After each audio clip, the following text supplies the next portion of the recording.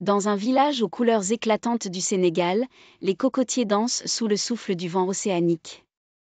Fatou, une femme marquée par la vie, s'est enfuie avec sa petite panda pour échapper à un mari dont la brutalité n'avait d'égal que la sécheresse des saisons précédentes. Leur errance les a conduites à un arrêt de bus poussiéreux, un point de passage incertain entre un passé douloureux et un futur incertain. L'endroit bourdonnait de vie avec des vendeurs ambulants criant leurs marchandises et des passants allant et venant, embarquant dans des autobus bondés, aux klaxons assourdissants. Mais c'est dans ce chaos que Fatou et Panda, perdus entre le bruit et l'angoisse, étaient les plus vulnérables. Des voix douces et rassurantes les tirèrent de leur torpeur. C'était un groupe de femmes, parées de vêtements traditionnels teintés de tissu wax lumineux, leur sourire chaleureux illuminant leur visage. Elles promettaient monts et merveilles, un travail sûr et bien payé, une opportunité de laisser derrière elles les cicatrices du passé. Fatou, absorbée par leurs paroles mielleuses et désespérément accrochée à cette lueur d'espoir, accepta.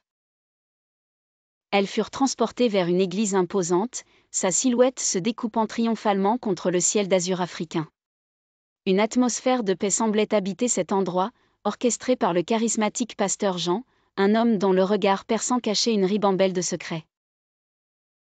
Les rituels qu'il dirigeait résonnaient à travers les murs ornés de motifs tribaux, chaque sermon se déroulant avec une intensité hypnotique.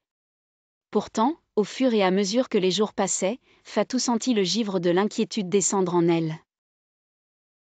Les comportements étranges des fidèles, avec leurs mouvements synchronisés, les murmures à peine audibles qui parsemaient les prières et l'ombre toujours imposante du pasteur Jean, éveillaient peu à peu une panique qu'elle croyait avoir laissée derrière elle.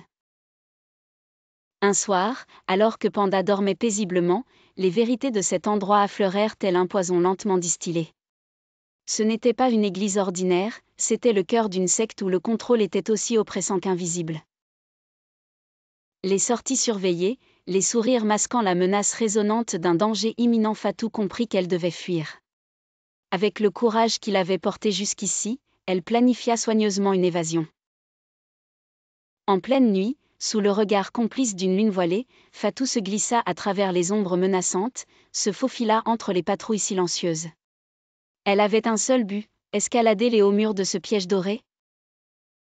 Braver l'obscurité et s'enfuir en courant, Panda serré contre elle, vers l'aube d'une nouvelle vie, libre et sauvée des griffes de ce faux sanctuaire.